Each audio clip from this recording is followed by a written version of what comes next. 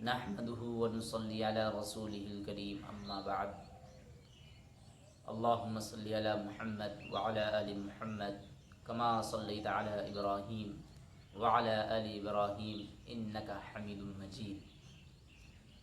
میرے محترم بزرگوں، دوستوں اور عزیز ساتھیوں اور دیکھنے والے ناظرین کرام، آج میں آپ لوگوں کے سامنے جو موضوع لے کر حاضر ہوا ہوں وہ موضوع بڑا اہم موضوع ہے، کیونکہ وہ اس ملک کی آزادی ہند سے متعلق ہے۔ اس ملک کی آزادی سے متعلق وہ موضوع ہے کہ اس آزادی میں ہمارے اسلاف نے، ہمارے مسلم بادشاہوں نے اس ملک کی آزادی کے لیے کیا قربانیاں نہیں دی ہیں، کیا جتن نہیں اٹھایا، کیا قید و بند کی صعوبتیں نہیں برداشت کری ہیں، کیا کچھ وہ سزائیں نہیں کاٹی ہیں۔ وہ موضوع کے متعلق آپ لوگوں کے سامنے چند باتیں عرض کروں گا، کیونکہ مختصر سا وقت ہے اور مختصر سے ٹائم میں آپ لوگوں کے پاس بھی بتانا ہے کہ ہمارے اسلاف کی کیا قربانیاں رہی ہیں اس ملک کے آزادی کی خاطر۔ اور آج کے دور میں یہ موضوع اہم اس لیے بھی ہو جاتا ہے کیونکہ آج کے دور میں فرقہ پرست طاقتیں، باطل طاقتیں سر جوڑ کر بیٹھے ہیں کہ وہ جو ہے ہمارے اسلاف، ہمارے بادشاہ جنہوں نے انگریزوں کے خلاف تن من دھن کی قربانی دی ہے، ان کی تاریخ کو بھلایا جائے، ان کی تاریخ کو مٹایا جائے، ان کی تاریخ کو مسخ کرا جائے، اور وہ لوگ جنہوں نے انگریزوں کے تلوے چاٹے، انگریزوں کی غلامی کری، انگریزوں سے سانٹ باٹ کرے، انگریزوں سے ایجنٹ بنے، وہ تمام لوگ آج ان کی تاریخ کو انگریزوں کے خلاف بتایا جا رہا، اور جو واقعی انگریزوں کے مخالف تھے، جنہوں نے جام شہادت نوش فرمایا، ان کو جو ہے اس ملک کا غدار بتایا جا رہا۔ اب عزیز ساتھیوں، ایسے میں سوچیں کہ ہماری جو ہے ایسے میں یہ موضوع کتنا اہم موضوع ہو جاتا ہے، اور ہمارے پاس اتنا وقت نہیں، اتنی فرصت نہیں ہے کہ ہمیں اپنے اسلاف کی تاریخوں کو گننا چاہیے، اپنے اسلاف قربانیوں کا تذکرہ کرتے رہنا چاہیے۔ کہنے والے یہی کہتے ہیں کہ جو قومیں اپنے اسلاف سے جڑی رہتی ہیں وہ قومیں زندہ قومیں کہلاتی ہیں، جو قومیں اپنے اسلاف کی تاریخوں کو یاد رکھتی ہیں وہ قومیں زندہ قومیں کہلائی جاتی ہیں، اور جو قومیں اپنے اسلاف کی تاریخوں کو پس پشت ڈال دیتی ہیں، یعنی وہ اپنے اسلاف کی تاریخوں کو بھلا دیتی ہیں، ان سے اکثر غافل اور عاری ہو جاتے ہیں، تو پھر وہ قومیں بھی ایک دن صفحہ ہستی سے مٹا دی جاتی ہیں۔ اس لیے میرے نوجوانوں، میں تم سے کہتا ہوں ہوشیار ہو جاؤ، غفلت کا پردہ چاک کرو۔ کب تک یہ تمہارے اندر سستی ہوتی رہے گی؟ کب تک تم اپنی اسلاف کی تاریخوں سے غافل رہو گے؟ کیوں؟ تمہیں نہیں پتہ کہ تمہارے اسلاف نے کیا قربانیاں دی ہیں؟ ہوشیار ہو جاؤ، غفلت کا پردہ چاک کرو، اپنے اسلاف کی تاریخوں سے وابستہ ہو جاؤ۔ دیکھو تمہارے بھی اسلاف کس طرح تھے، اور کس طرح انگریزوں سے جو ہے انہوں نے تن من دھن کی قربانی دی ہے۔ آج عزیز ساتھیوں، آج کے اس پر خطرناک دور میں یہ موضوع بڑا اہم موضوع ہو جاتا ہے۔ آج ہم اپنے اسلاف کی قربانیوں کو بھلاتے چلے جا رہے ہیں، فراموش کرتے چلے جا رہے ہیں، ہونا تو یہ چاہیے تھا کہ ہمیں اپنے اسلاف کے نام پر کچھ کو ایسے نام رکھتے، اپنے سڑکوں کے نام اپنے اسلاف کے نام پر رکھتے جن کی قربانیاں آئے دن نسلوں کو پتہ لگتی رہتی کہ ان کے نام سے یہ سڑک ہے، ہمارے اسلاف کے نام سے ہماری مسجدیں ہوتی ہیں، لائبریری ہوتی ہیں، ایئرپورٹ ہوتے ہیں، کچھ شوارے ہوتے ہیں، کچھ سڑکیں ہوتے ہیں، جس سے پتہ لگتا ہے کہ ہمارے اسلاف کی قربانیاں ان ننھے بچوں کے ذہن میں آتے ہیں۔ آج کیا ہے؟ آج یہی ہو رہا ہے کہ 15 اگست آئے گا، ہم ناچ لیں گے، اسکول میں جائیں گے، ناچ لیں گے، اور کس طرح ان غداروں کی تاریخوں کو سن لیں گے جنہوں نے انگریزوں کے تلوے چاٹے، اور ان کی تاریخ کو سن کر کے ہم بولیں گے کہ ہاں واقعی میں انہوں نے ہی اس ملک کو آزاد کرایا۔ میرے عزیز ساتھیوں، کب تک اپنے بچوں کو یہ بتلاتے رہو گے؟ کب تک اپنے بچوں کو غیروں میں بھیج کر کے الٹی سیدھی تاریخ سنتے رہو گے؟ کب تک اپنے آپ کو اس ملک کا غدار بتاتے رہو گے؟ حقیقت یہ ہے کہ میرے نوجوانوں، تمہارے ہی اسلاف اگر اس ملک میں قربانیاں نہ پیش کرتے، نہ جانوں کو نذرانہ دیتے، تو حقیقت یہ ہے کہ آج یہ آزادی کی جو فضا ہم جس میں سانس لے رہے ہیں، ہوا لے رہے ہیں، یہ سانس ہمارے لیے نہ ہوتی،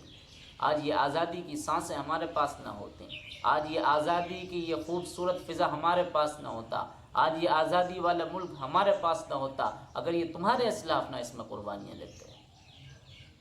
عزیز ساتھیوں، اپنے اسلاف کی قربانیوں کو یاد رکھو، انہیں فراموش مت کرو، اپنی تاریخ سے وابستہ ہو جاؤ، تم بھی زندہ رہو گے اور ہمارے اسلاف کی تاریخ بھی ہمارے دلوں میں زندہ رہے گی۔ تو عزیز ساتھیوں، ہوتا یہ ہے کہ آج کل تحریک آزادی میں حصہ لینے والے سب سے پہلے وہ حضرات ہیں، وہ مسلم بادشاہ ہیں جن کے پاس اس وقت میں اس ملک پر حکومت تھی، اس ملک پر وہی قابض تھے جو اپنی حکومت چلا رہے تھے۔ تو ان حکومتوں کو ان سے چھینا گیا تھا، تو ان مسلم بادشاہوں نے سب سے پہلے انگریزوں کے خلاف علم جہاد بلند کرا، علم بغاوت بلند کرا۔ آپ کو بتا دیں کہ یہ ملک جو تھا ہمارا خوبصورت سا ملک تھا، ہر مختلف تہذیبوں کے لوگ رہا کرتے تھے، مختلف تہذیبوں کے گہوارے رہا کرتے تھے، ہر کسی کو اپنے اپنے مسلک پر، اپنے اپنے مذہب پر، اپنے اپنے ریلیجین پر مکمل طور پر آزادی تھی، کوئی کسی کے اوپر پابندی نہیں تھی، ہر کسی کو اپنی آزادی پر چھوٹ دی، ہر کسی کو۔ اب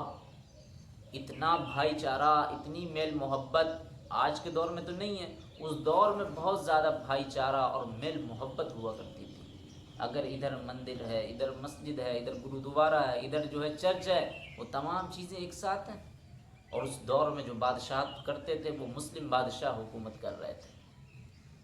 آپ کو بتائیں کہ یہ جو تن کے گورے تھے، یہ من کے کالے، جن کے اندر اس ملک کو لوٹنے کے سوا کچھ نہیں تھا، جن کو اس ملک کو غلام بنانے کے سوا ان کے پاس کچھ تھا ہی نہیں، یہ تن کے گورے، من کے کالے، جن کے اندر نفرت اور بغاوت پھوٹ رہی تھی، جن کے اندر اس ملک کو تار تار کرنے کی جو ہے، اس ملک کی عزت کو جو ہے تار تار کرنے کی جو ہے ان کے اندر ایک خوشبو پھوٹ رہی تھی، ایک بدبو پھوٹ رہی تھی۔ یہ تن کے گورے، من کے کالے 1612 عیسوی میں یہ مغربی ساحل سورت سے کاروبار کے آڑ میں انہوں نے جو ہے اپنی ایک فیکٹری قائم کری، اپنا ایک جو ہے انہوں نے بادشاہوں کے پاس آ کر کے اور ان سے کہا کہ ہم تجارت کرنا چاہتے ہیں، اس ملک میں ہم تجارت کرنا چاہتے ہیں، تاکہ ہمیں آپ لائسنس دے دیں، ہم ایک فیکٹری کھول لیں۔ تو ہمارے بادشاہ نے اس وقت ان کے اوپر درجہ دریا دلی رکھی، رعایات و مراعات ان کے ساتھ روا رکھی اور ان کے ساتھ احسانات کیے۔ اب انہیں نہیں پتہ تھا کہ بعد میں خود یہ ہمارے لیے وبال جان بڑھ جائیں گے۔ بہرحال رفتہ رفتہ انہوں نے اپنی ایک فیکٹری قائم کر لی۔ اب فیکٹری قائم کر لی تو 1717 تک، یاد رکھو تاریخ، 1717 تک مغلیہ حکومت کافی مضبوط ہونے کے سبب انگریزوں کو کامیابی نہیں مل سکی، یعنی جو ان کے ناپاک عزائم، ناپاک منصوبے تھے وہ ان کے کامیاب نہیں ہو سکے، کیونکہ اس وقت مسلمانوں کی حکومت مضبوط تھی۔ مغلیہ حکومت کافی مضبوط ہونے کے سبب انہیں کامیابی نہیں ملی، ان کی دال نہیں گلی اور وہ اس طرح جو ہے اپنے منصوبوں میں کامیاب نہیں ہوئے۔ چنانچہ جیسے ہی ایک بہت بڑے مغلیہ حکومت کے روح رواں اور بہت بڑے بادشاہ جناب اورنگزیب عالمگیر رحمۃ اللہ علیہ کی جیسے ہی وفات ہوتی ہے، اب دہلی کی حکومت بھی کافی کمزور پڑنے لگتی ہے، تو اب اس کا سیدھا فائدہ ان تن کے گورے، من کے کالے اٹھا لیتے ہیں۔ ایسٹ انڈیا کمپنی کو ہوا اور اس کمپنی اور اس کامیابی کا فائدہ کچھ اس طرح ہوا کہ 1757 1757 میں پلاسی کے میدان میں ایک افسوسناک سانحے کی شکل میں رونما ہوا جب بنگال کا نواب سراج الدولہ اپنوں کی درپردہ سازش میر جعفر کی غداری کے سبب مٹھی بھر ان انگریزوں کی مٹھی بھر منظم فوج سے شکست سے دوچار ہوا۔ اس طرح کہا جائے گویا نواب سراج الدولہ بنگال کا یہ نواب سراج الدولہ تحریک آزادی میں سب سے پہلے حصہ لینے والا یہی مرد مجاہد ہے۔ اب عزیز ساتھیوں سوچو، ایک غداری کے سبب میر جعفر کی غداری کے سبب نواب سراج الدولہ کو انگریزوں سے شکست کھانی پڑ گئی اور آپ نے جام شہادت نوش فرمایا۔ اب بتاؤ اس وقت میں سب سے پہلا کون انگریزوں کے خلاف اٹھا؟ نواب سراج الدولہ۔ کسی اور غیروں کے بادشاہوں کا نام آیا؟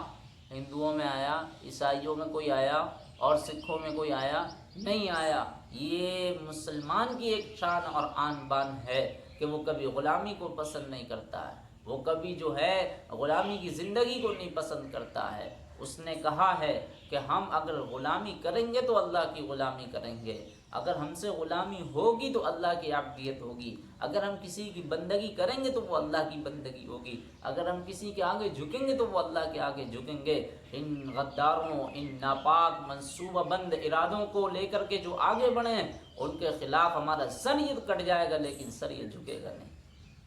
تو عزیز ساتھیوں، ایک یہ افسوسناک سانحے کی شکل میں رونما ہوا کہ جب بنگال کا نواب سراج الدولہ ان مٹھی بھر منظم ان گوروں سے جو ہے شکست کھائی ہے صرف اپنی غداری کی وجہ سے۔ آج اگر وہ غداری نہ کرتا میر جعفر، اسی وقت وہ انگریزوں کا قلعہ کما کر دیتا، ان انگریزوں کو اسی وقت ہی الٹا پاؤں بھاگنا پڑ جاتا۔ لیکن کیا پتا تھا کہ اپنے صفوں میں بھی یہ غدار چھپے ہوتے ہیں۔ ان غداروں کی کیا حالت ہوگی؟ آج یہ نواب سراج الدولہ کا نام بڑے ادب اور احترام سے لیا جاتا، کون سا آدمی ہوگا جو میر جعفر کا اور جو نام لیتا ہوگا؟ تو عزیز ساتھیوں، یہ جو ہے سب سے پہلے تحریک آزادی ہند کے سب سے پہلے مرد مجاہد اگر کوئی تھا اور محب وطن تھا تو وہ تھا سب سے پہلے انگریزوں کے خلاف علم بغاوت بلند کرنے والا جناب نواب سراج الدولہ، جو جناب نواب وردی علی خان کا نواسا ہے۔ اب آگے بڑھتے ہیں، رفتہ رفتہ انگریزوں کے حوصلے بلند ہیں،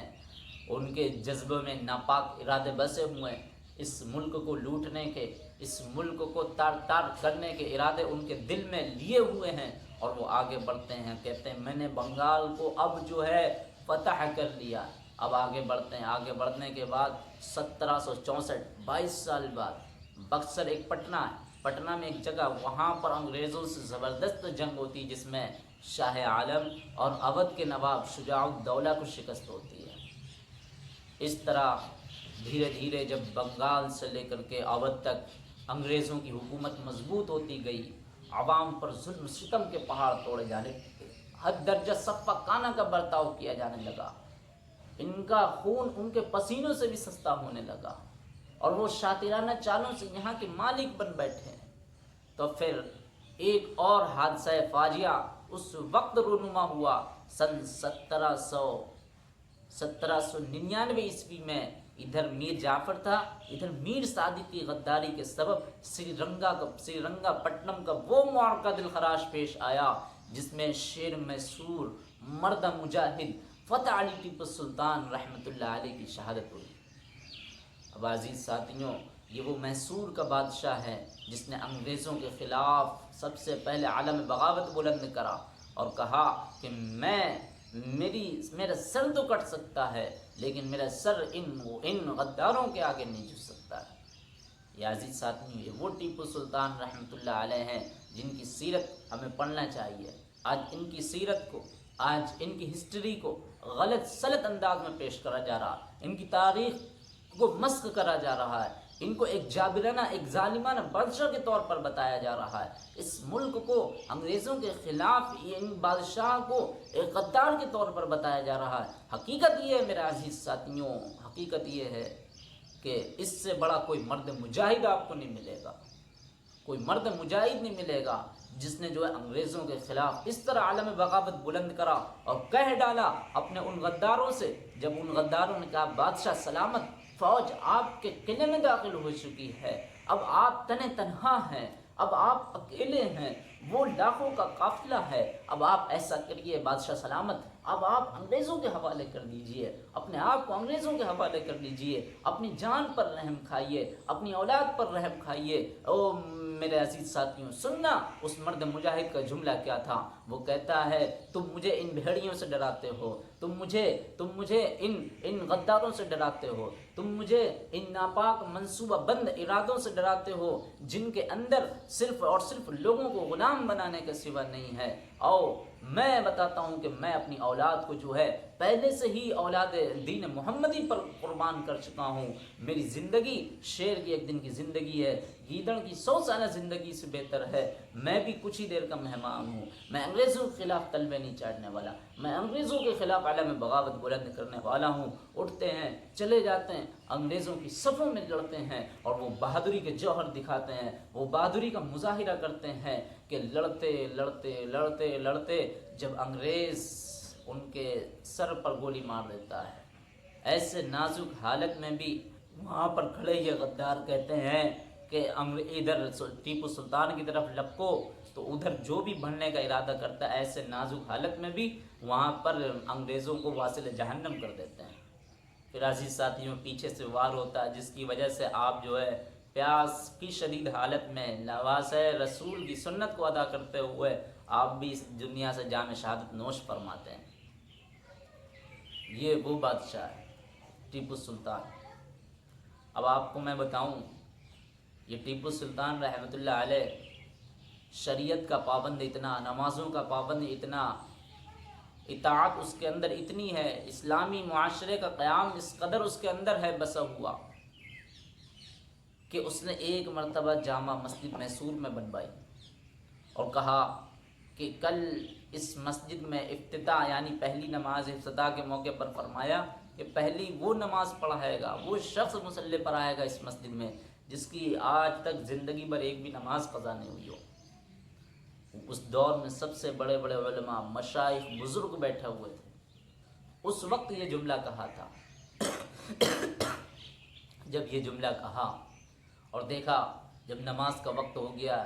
پوچھا کون ہے جو اس مصلی پر آئے، جو جس کی بھی ایک وقت کی ابھی تک زندگی میں نماز نہ قضا ہوئی ہو، کون ہے؟ سب ایک دوسرے کے گریبان دیکھتے ہیں، سب ایک دوسرے کے چہرے دیکھتے ہیں، سب ایک دوسرے کے جو ہے شکلیں دیکھتے ہیں، کہتے ہیں کوئی نہیں ہے۔ ٹیپو سلطان مصلی پر آتے ہیں، آگے بڑھتے ہیں، کہتے ہیں الحمدللہ آج تک میری ایک بھی نماز قضا نہیں ہوئی ہے۔ میرے عزیز ساتھیوں، یہ وہ ٹیپو سلطان رحمۃ اللہ علیہ جن کے اندر خوف خدا اس قدر ہے، خوف خدا کا پیکر بنا ہوا ہے۔ آج وہ کس طرح لوگوں کے ساتھ ظلم و زیادتی کر سکتا ہے، کس طرح جو ہے اپنے مذہب کے طریقے سے جو جس مذہب کو ماننے والا ہو اس مذہب کے خلاف کس طرح وہ ظلم و زیادتی کر سکتا ہے، کس طرح ان کے ساتھ ناانصافی سے پیش آ سکتا ہے۔ ارے مذہب اسلام جس نے پڑھا ہے، جس نے قرآن کا حافظ ہے، جس نے پڑھا ہے، جس نے پڑھا قرآن کی آیتوں کو پڑھا ہے کہ قل یا ایھا الکافرون، تمہارا مذہب اچھا ہے، انہیں ان کا مذہب اچھا ہے، زور زبردستی نہیں ہے مذہب اسلام میں۔ وہ شخص کیسے لوگوں کے اوپر ظلم و زیادتی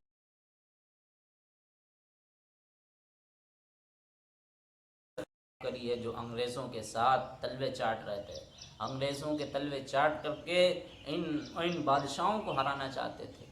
چاہے وہ مراٹھے ہوں، چاہے وہ نظام ہو وقت کا، ان کے خلاف اس نے علم بغاوت بلند کرا۔ اس لیے عزیز ساتھیوں ایسا نہیں ہے کہ اس نے جو ہے ظلم و زیادتی کری ہے دوسرے مذہب والوں کے خلاف، نہیں ہے۔ آپ ان کی تاریخ کا مطالعہ کریں، یہ وہ شخص ہے جس نے ان کیرلا کی ننگی عورتوں کو کپڑے دیے پہننے کے لیے کہ تم کپڑے پہنو، یہ وہ شخص ہے۔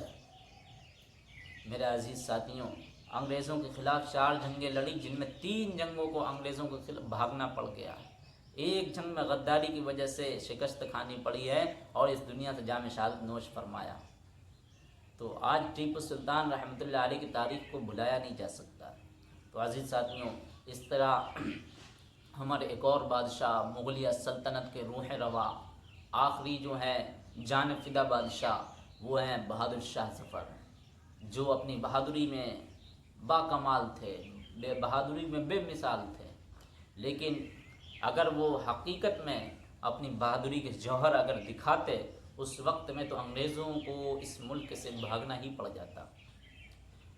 لیکن ہوا یہ کہ ان کی بھی حکومت میں ان کے پاس بھی ایسے بندے بیٹھا دیے گئے جو انگریزوں کے ایجنٹ تھے، جو انگریزوں کی چاپلوسی کرتے تھے۔ انہوں نے بہادر شاہ ظفر کو اس قدر کمزور کرا، اس قدر ان کے دلوں میں یہ احساس جتایا کہ تم ان انگریزوں سے نہیں لڑ سکتے، تم ان انگریزوں سے نہیں لڑ سکتے، تم ان انگریزوں سے نہیں لڑ سکتے۔ اسی لیے کہتے ہیں کہ آدمی کو اس جگہ پر بیٹھنا چاہیے جہاں پر اس کا دل بھی مضبوط ہو، جہاں پر اس کا ایمان بھی مضبوط ہو۔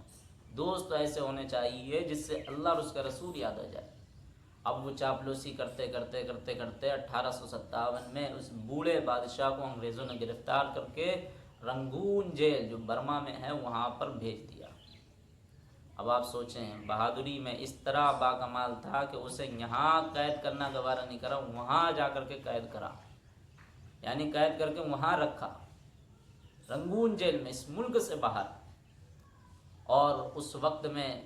جب یہ بہادر شاہ ظفر کے بیٹوں کی گردنیں کاٹی گئیں، کاٹنے کے بعد جب ان گردنوں کو ایک تھال میں پیش کر کے کپڑے سے ڈھک کر کے بہادر شاہ ظفر کے سامنے لایا گیا تو کہا الحمدللہ، تیموریہ نسل تیموریہ اپنے بڑوں کے سامنے اسی طرح سرخرو ہوتی ہے۔ ایسے بہادری کے جملے کہے اس موقع پر بھی۔ اور یہ وہ بادشاہ ہیں میرے عزیز ساتھیوں جو شاعر بھی ہیں، اور اپنی اسی شاعری کو لاسٹ کے ان دنوں میں لکھتے تھے، کہتے تھے کتنا بد نصیب ظفر دفن کے لیے ہے، کتنا بد نصیب ظفر دفن کے لیے، 2 گز زمین بھی نہ ملی کوہ یار میں۔ یعنی جس نے دلی کی سلطنت، دلی پر حکومت کری، دلی کی سلطنت کا جو بادشاہ تھا، آج اس کی یہ حالت ہے کہ اسے جو ہے 2 گز زمین بھی نہیں مل رہی ہے کہ ہم وہاں پر دفن ہو جائیں۔ یہ اپنی بے بسی کے انہوں نے مظاہرے کرے۔ تو عزیز ساتھیوں، یہ ہمارے بادشاہوں کی قربانیاں رہیں اس ملک کے لیے۔ ہم اپنے بادشاہوں کے قربانیوں کو فراموش نہیں کر سکتے۔ ان کے نام پر سڑکیں اور شوارع بنائیں، مسجدوں کے نام رکھیں، لائبریریوں کے نام رکھیں، جگہوں کے نام رکھیں، محلوں کے نام رکھیں، تاکہ ان کے دلوں میں ہماری عظمت بیٹھی رہے، تاکہ ان کی عظمت ہمارے دلوں میں بیٹھی رہے۔ ان کے جیسے حوصلے، جن کے اندر جو عزم و استقلال کا جو کرنیں تھیں، جن کے اندر جو حوصلہ تھا، ثابت قدمی تھی، اسی طرح ثابت قدمی ہمیں بھی حاصل ہو، ہمارے اندر بھی وہ جذبہ ابھرے جس طرح ان بادشاہوں کے اندر جذبہ تھا کہ اتنے بڑے بادشاہ ہیں، پوری زندگی نماز نہیں قضا ہوئی ہے۔ کس طرح کا بادشاہ ہے کہ پوری زندگی بھی بادشاہ کے کام کرتے ہوئے نماز نہیں قضا ہوئی ہے، یہاں تو تھلوا بیٹھے ہوئے، گیم کھیلتے ہوئے، پب جی کھیلتے ہوئے، ناچ دیکھتے ہوئے، رنڈی خانے میں جاتے ہوئے، اس طرح جا کر کے بھی ہم اپنی نمازوں کو قضا کر رہے ہیں، افسوس نہیں ہوتا۔ تو عزیز ساتھیوں، ہمیں اپنے اسلاف کی قربانیوں کو نہیں بھولنا ہے۔ اللہ کریم سے دعا ہے کہ اللہ تعالی ہم تمام لوگوں کو کہنے سننے سے زیادہ عمل کرنے کی توفیق عطا فرمائے۔